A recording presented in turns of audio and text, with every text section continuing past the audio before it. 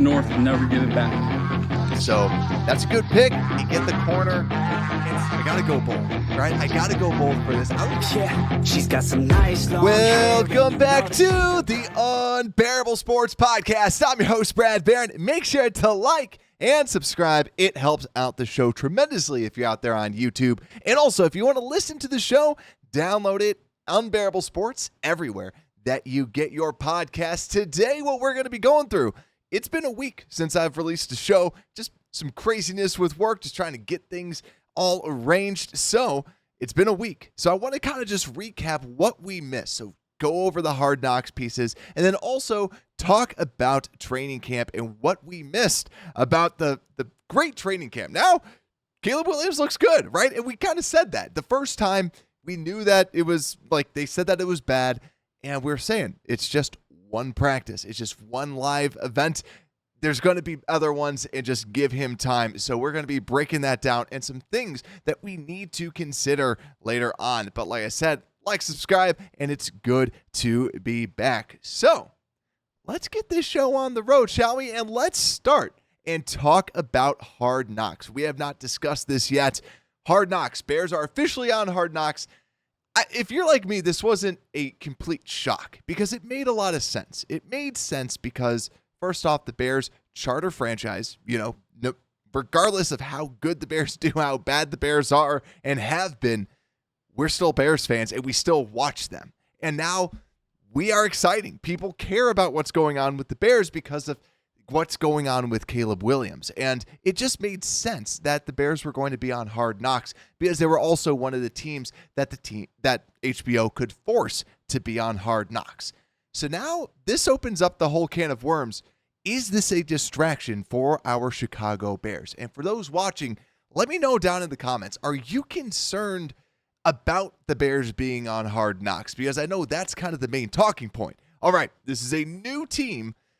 Are we going to be able to handle the Bears being on Hard Knocks? And to me, first off, I feel like the Bears were set up for this, and they were getting ready for this as well. And also, it was reported by David Kaplan that it was actually mentioned to the Chicago Bears at the owner meetings. And David Kaplan, very plugged in from ESPN 1000, and he reported that, or he said it on one of his shows, that, hey, this was something that has been out there for a while. The Bears have known about this. So I don't think that this is like a shock to their system. Also, they understand the business. They understand how exciting their team is as well. So this goes into, is this a distraction?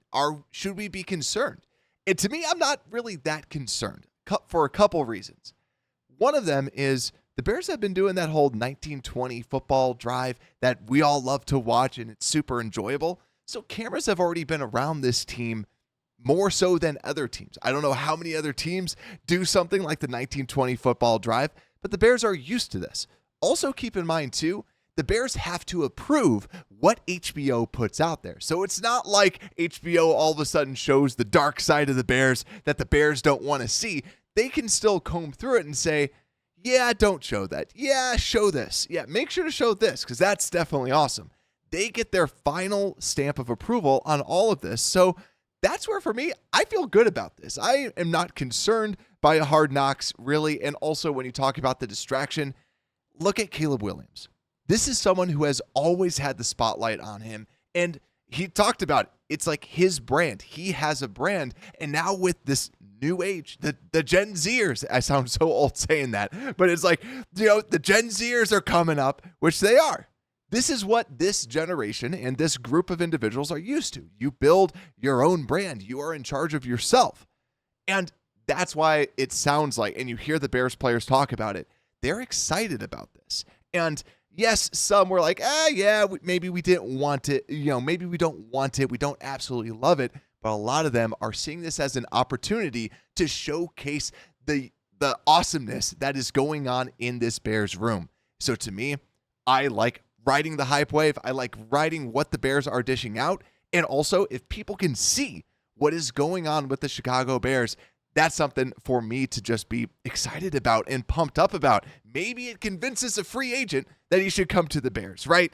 It's hopeful and wishful thinking, but for me, there is something to be said about if we can portray that the Bears are on the come up, the Bears are coming up and they are going to look good, all the better. And also for me, as someone who loves digesting Bears content, as you're listening to me right now, I'm excited to get some HBO and watch this because more Bears content, the better. So this also brings up another question, and then we'll go on to the training camp piece. Who do you think is going to be the star of the show? Now, there's always like different pieces of people that they star, right? The person who you know is going to get cut, and they talk and they hype him up, and then unfortunately he just gets cut at the end of the day. I think it's going to be the running back. I'm blanking on his name, Mitchell, I think it is, out of the HBU. So that to me is someone that the HBC, like, I think that he's going to be someone because he's just like anyone that's talked to him. They're like, he's a very well-spoken individual and very smart individual as well. He might be the person that on the chopping block, people learn to love him and then eventually is just out on the practice squad or something like that. But the other person too, DJ Moore would be very interesting, very comfortable in front of the camera. And then obviously the easy one, you're going to love Caleb Williams. But I think the other person too, I'm looking at him right now. I'm curious about Kyler Gordon. I think that Kyler Gordon has some good energy to him, a good vibe to him. I think that he could be someone, especially since he wears the Spider-Man stuff everywhere, could be someone that they go, oh man, that's him. And then he builds his brand, and now he's Kyler Man to everyone else except for the city and fans of Chicago. So that's enough Hard Knocks talk. Let's talk a little bit about OTAs, shall we? Because we can celebrate, right? It's just going to be high vibes for at least the first half of this episode.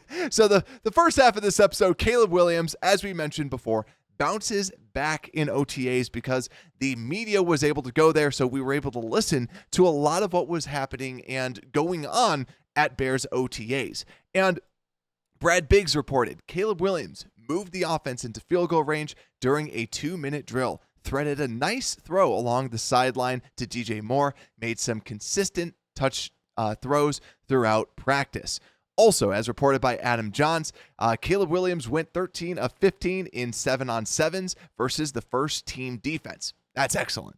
And also multiple good throws, including a touchdown to DJ Moore. But also, the more you listen to people talk about what Caleb Williams did, something that really stands out, even when he was not doing well, and even like when I was watching his tape at USC, it's nice to see the touch throws, his ability to just kind of feather the ball in and throw it and be that surgeon, be that person that can specifically call whatever, be a pitcher, whatever type of pitch he wants to throw, he has that in his toolbox. While a lot of the quarterbacks we've had, it's just only fastball. That's the only thing they have. And something a lot of people are saying as they're watching him throw, he can throw the fastball. He'll throw more of a lob if it needs that. He'll take some touch off the ball and kind of feather it up. And he has that. And he's throwing that inside of practice. Also, a couple people I've mentioned too, and I don't have them specifically cited, just people that I've listened to.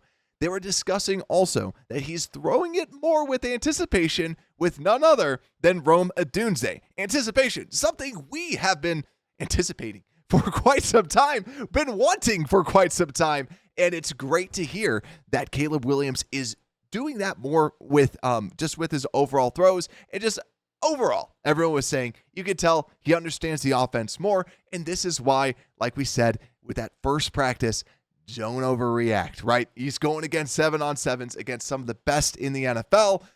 That's what's going to happen overall. Like, you're going to struggle. But let's talk about who was out, shall we? Because this is the other piece.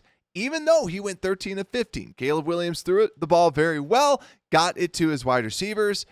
They were without Jalen Johnson, Kyler Gordon, and Jaquan Brisker. So a lot of the different defensive backs were not out there. Montez Sweat wasn't there. Now, Keenan Allen wasn't there, but also Kevin Byard wasn't there. So a lot of the starting defensive backs were not there. So it was nice to see Caleb Williams taking advantage of that and picking the defense apart. So yes, you don't have your top people out there, but still at least have Tyreek Stevenson out there. And you'd like to see him just taking advantage of that and dissecting a rather poor defense. Now, on top of that too, Nate Davis, TJ Edwards, and DeMarcus Walker were all there but did not participate. And last but not least, Tevin Jenkins was there and participated in individual drills, but not in team drills.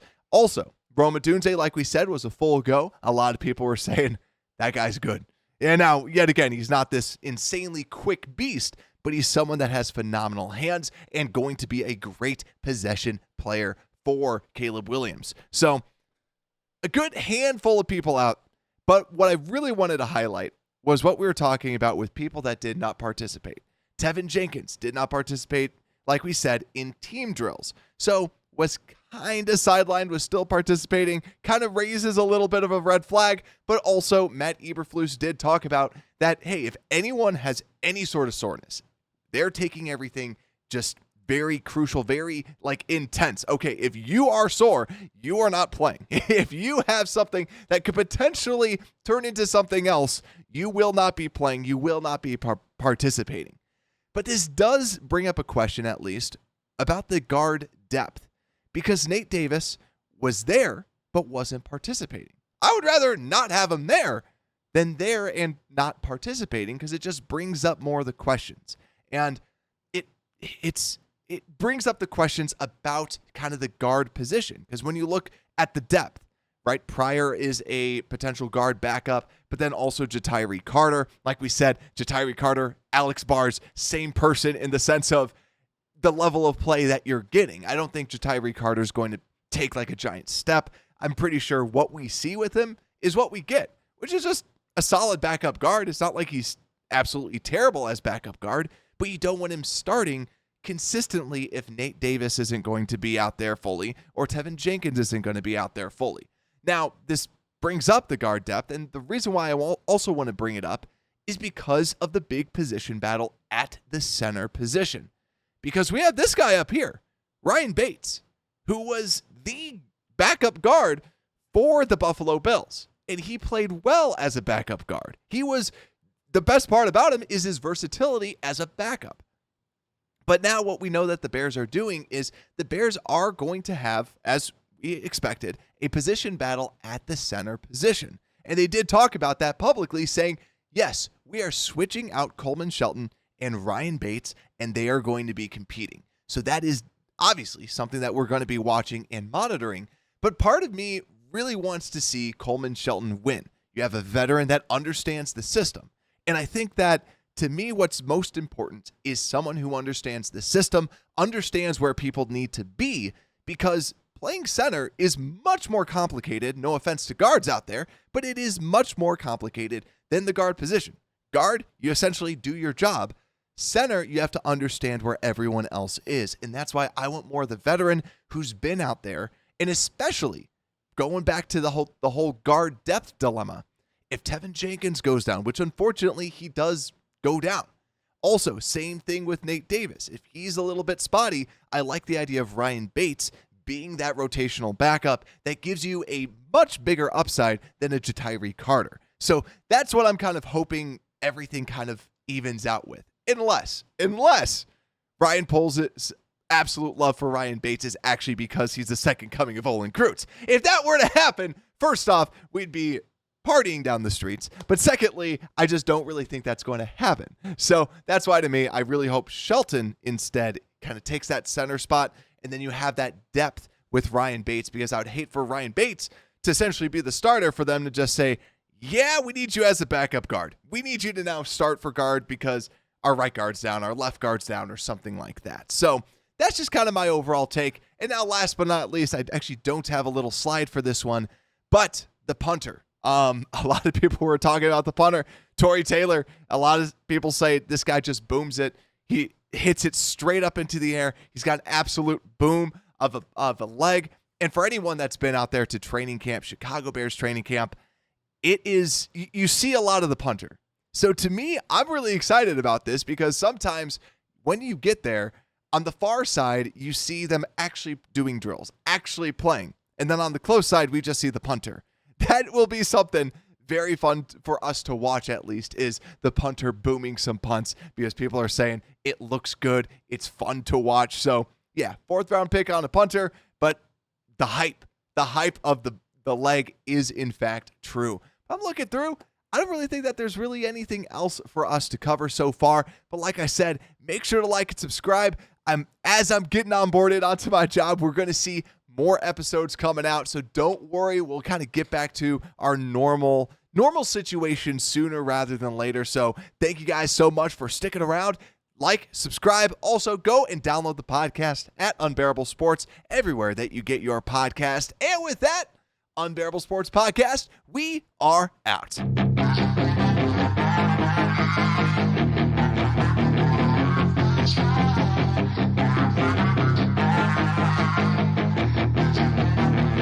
Yeah, she's got some nice long hair and